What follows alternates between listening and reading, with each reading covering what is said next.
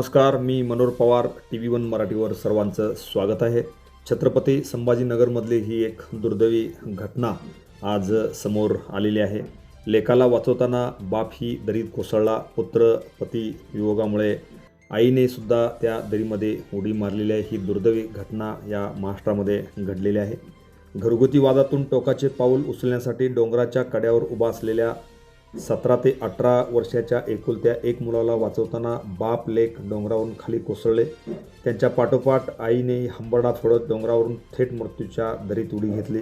हृदय पिळवटून टाकणाऱ्या या घटनेत आई बाबासह मुलाचाही जागीच दुर्दैवी मृत्यू झाला.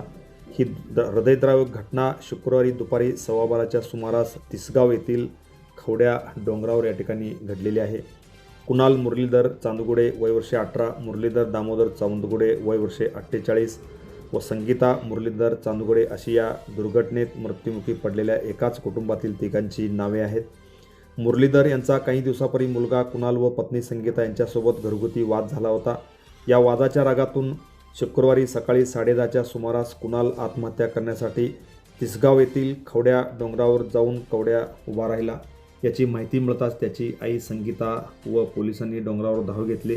त्यांनी तब्बल 2.25 तास त्याची मनधरणी केली. मात्र कुणी जवळ आले तर मी खाली उडी मारेन अशी धमकी कुणाल देत असल्याने कुणी त्याच्याजवळ जाण्याचे धाडस करत नव्हते.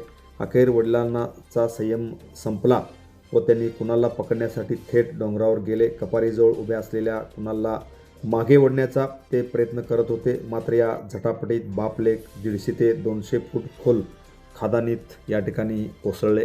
याचबरोबर हंबरडा फोडत आईने या ठिकाणी खोल दरीत उडी मारली. ही दुर्दैवी घटना या ठिकाणी घडलेली आहे. स्वतः तर मेला पण सोबत आपल्या आईवडिलांनीही घेऊन गेला. हे दुःख शब्दात सांगण्यासारखे नाही.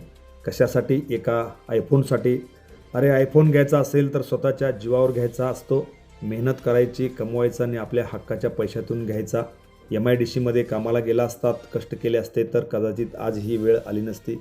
ज्या मायबापाने त्याला जन्म दिला, वाढवलं, स्वतःच्या इच्छा बाजूला ठेवून याच्यासाठी आयुष्य घातलं, त्यांच्या जीवावर असा घाला घालणं कधीच योग्य नाही.